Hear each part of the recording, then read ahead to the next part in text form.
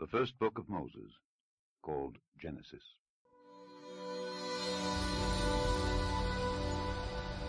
Chapitre 6.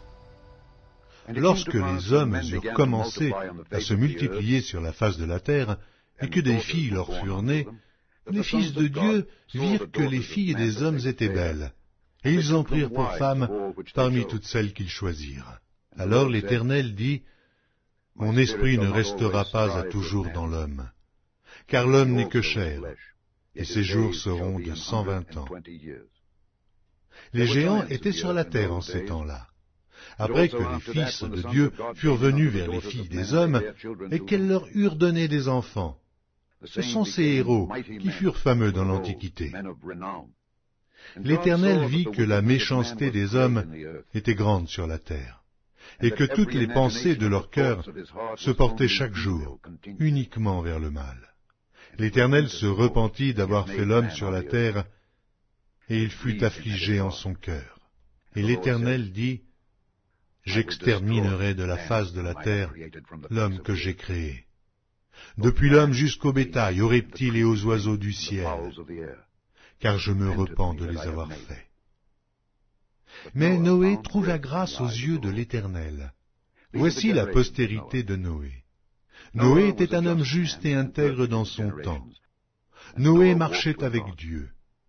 Noé engendra 3 fils, Sem, Cham et Japheth. La terre était corrompue devant Dieu. La terre était pleine de violence. Dieu regarda la terre, et voici, elle était corrompue, car toute chair avait corrompu sa voie sur la terre.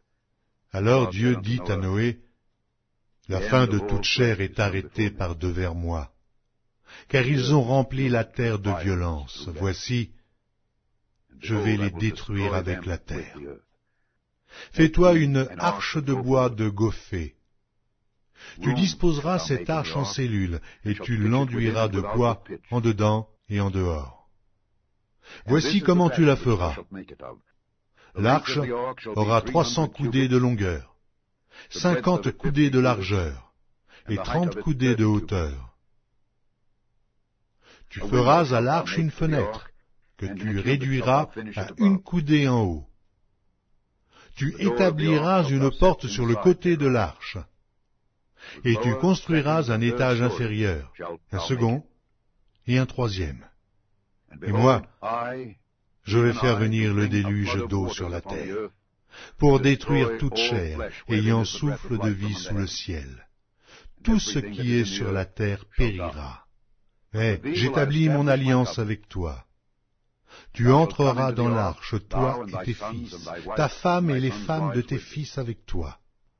De tout ce qui vit, de toute chair, tu feras entrer dans l'arche 2 de chaque espèce, pour les conserver en vie avec toi. Il y aura un mâle et une femelle, des oiseaux selon leur espèce, du bétail selon son espèce, et de tous les reptiles de la terre selon leur espèce.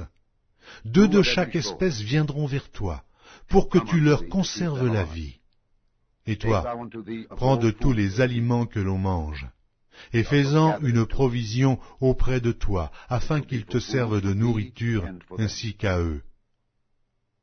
C'est ce que fit Noé. Il exécuta tout ce que Dieu lui avait ordonné.